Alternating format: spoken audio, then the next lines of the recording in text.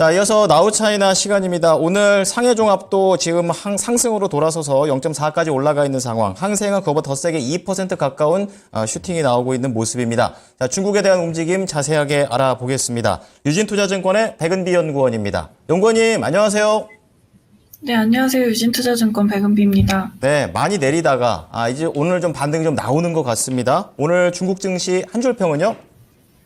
네, 바닥을 향해 가고 있다라고 꼽아봤습니다. 예. 일단 중국 증시가 5년 만에 최저 수준으로 내려갔습니다. 2월 5일 날 이제 지준율이 50bp 인하가 되었음에도 불구하고 아무래도 경기 회복 부진이라든지 부동산 리스크라든지 미국 대선의 불확실성 이런 것들이 영향을 주면서 좀 투자 심리가 개선되지 못하는 모습이었는데요. 이에 따라서 이제 일부 언론에서 이제 중국 당국이 2.3조 위안에 달하는 증시 부양안을 준비 중이라는 소식을 보도를 했었는데 아직까지는 중국에서 특정 규모의 부양안을 하겠다라는 소식은 나오지 않고 있습니다. 그래도 공매도를 통한 특정 주식 대여를 중단한다든지 이런 여러 가지 부양책들을 발표하고 있긴 하지만 생각보다 이렇게 구체적인 부양안이 나오고 있지는 않고 있어서 중소형주를 중심으로 좀 매도세가 커지고 있는 상황이고요. 국영 자금이 좀 유입이 되면서 증시의 큰 폭 하락을 좀 막고 있긴 합니다만 이는 아무래도 단기적인 방어에 좀 그칠 수밖에 없는 상황입니다. 그래도 이제 중국 증시가 바닥에 가까워지고 있다라고는 판단을 하고 있는데요. 1970년대 이후에 이제 버블 붕괴를 겪은 증시는 평균적으로 고점 대비 73% 정도 하락을 했습니다. 근데 현재 중국 증시는 이제 금융위기라든지 이런 버블 붕괴와 같은 시스템 리스크가 한 70-80% 이상은 반영된 수준이라고 볼 수 있고요. 그래서 추가 하락의 여지가 아무래도 조금은 있긴 하지만 그래도 크지 않고 점차 바닥에 가까워지고 있다라고 볼 수 있을 것 같습니다. 네. 자, 오히려 앞을 조금 더 내다봐 주셔서 마음이 좀 놓이는 부분도 있습니다. 좀 더 긍정적인 쪽으로 해석을 좀 해주셨고요.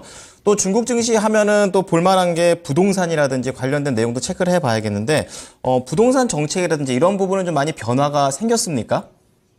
네, 일단 헝다 리스크부터 먼저 점검을 해드리겠습니다. 이제 지난달 29일 날 중국 헝다그룹이 홍콩 법원에서 청산 명령을 받으면서 이 중국의 부동산 위기가 다시 부각이 되었는데요. 근데 사실 헝다는 청산될 수밖에 없었던 기업이라서 시장에 미치는 영향은 크지 않다라고 판단하고 있습니다. 또 헝다의 경우는 이제 대부분의 부동산 사업을 지금 본토에서 진행을 하고 있기 때문에 본토 법원의 허가 없이는 지금 사업을 압류하기 쉽지 않은 상황이기도 하고요. 또 중국 당국에서 이제 시민에 미치는 영향을 최소화하기 위해서 부동산 인도 보장 정책을 시행하고 있기 때문에 헝다의 청산 자체는 굉장히 장기적으로 천천히 진행되지 않을까라고 생각하고 있습니다. 그리고 이 외에도 이제 중국이 부동산 정책을 규제에서 완화로 바꾸었다는 점을 긍정적으로 보고 있는데요. 일단 기업의 자금 조달 규제 해제 조치가 지금 큰 효과를 보이지 못하고 있기 때문에 이번에 또 새로운 정책이 나왔습니다. 부동산 프로젝트의 자금 조달을 지원하는 방안이고요. 현재 이제 화이트리스트를 구성을 해서 이들한테는 이제 기업과 상관없이 이제 프로젝트에 해당하는 자금 조달을 지원할 예정입니다. 이런 조치들이 계속해서 나와주고 있기 때문에 부동산 기업의 유동성 위기가 더 나빠지지는 않을 것으로 보여지고 있고요. 또 이제 지금 보다 필요한 조치는 이제 부동산 수요 촉진 정책이라고 생각이 되는데 이런 조치도 계속해서 나오고 있습니다. 일단 광저우나 수저우, 상하이 이런 주요 대도시에서 이제 구매 제한 정책을 완화를 하거나 폐지를 하고 있는 상황이고요. 이런 이제 정부의 이제 수요 측이나 공급 측 정책들이 좀 더해지면서 이제 부동산 경기의 부양 효과는 올해 하반기부터 조금씩 가시화되지 않을까라고 생각하고 있습니다. 네. 자, 계속해서 지금 돈을 뿌리고 있는 중국 당국이 되겠는데 확실한 효과는 아직까지 나오지 않고 있는 그런 모습입니다. 자, 좀 전망을 해봤고요. 두 번째로는 민간 소비라든지 실물 경제 쪽을 좀 체크를 해주시는데 춘절과 관련해서 분석을 좀 해주셨습니다. 자세히 들어볼게요. 네, 일단 중국의 최대 소비 대목인 춘절 연휴가 2월 10일부터 2월 17일까지 예정이 되어 있습니다. 중국은 보통 이제 춘절 연휴에 가장 많은 소비를 하게 되는데 그 중에서도 이제 필수 음식으로 손꼽히는 게 있다면 돼지고기입니다. 근데 이번에 춘절이 다가오고 있음에도 이제 돼지고기 소비가 부진해서 좀 디플레 압력이 다시 좀 부각이 되고 있는 상황인데요. 중국의 CPI 구성 요소를 살펴보면 30%로 가장 큰 부분을 차지하는 것이 식품입니다. 그 중에서도 돼지고기 비중이 굉장히 높고요. 그래서 이제 최근에 중국 CPI가 3개월 연속 역성장 중인데 이제 돼지고기 가격이 반등하지 못하면 CPI 개선이 좀 어려운 상황이고요. 그래서 디플레 부담이 당분간 지속될 수 있다라고 보시면 될 것 같습니다. 반면에 좀 긍정적인 부분은 이제 관광 수요는 상승하고 있다는 점입니다.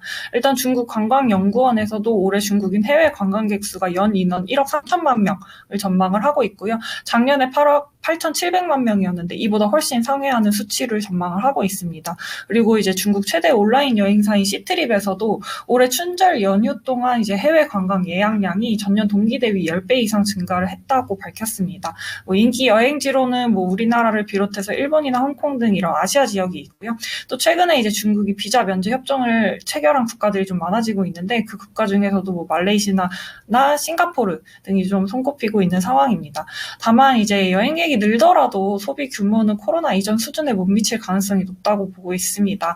리오프닝 이후에 중국 내 여행 소비를 좀 살펴보면 2023년 말에나 겨우 이제 코로나 이전 수준을 좀 회복한 상황이기 때문에 해외 여행에서의 지출 규모도 아마 시차를 두고 좀 회복하는 그런 모습을 좀 예상을 하고 있습니다. 네. 자, 중국 경기는 얘기를 들어보니까 정책 효과도 그렇고 민간 소비도 좀 완만하게 좀 회복을 해가는 그런 모습인 것 같습니다. 자, 마지막으로 경제 지표라든지 일정 어떤 거 볼까요? 네, 일단 2월 8일 날 물가 지표 발표됩니다. 1월 CPI 같은 경우는 마이너스 0.3%, PPI는 마이너스 0.27% 기록을 했는데요. CPI 경우 앞서 말씀드린 것 같이 이제 춘절 연휴 기간 동안 여행 수요가 급증을 하기 때문에 그런 거에 따른 물가 상승으로 전월 대비 개선 가능성은 있다고 보여지긴 하지만 이게 플러스로 전환한다든지 이런 거에 대해서는 조금 보수적으로 볼 필요가 있다라고 생각하고 있습니다. 그리고 이제 더 나아가서는 3월 4일과 5일 가장 중요한 정치적 이벤트인 양회가 개최가 됩니다.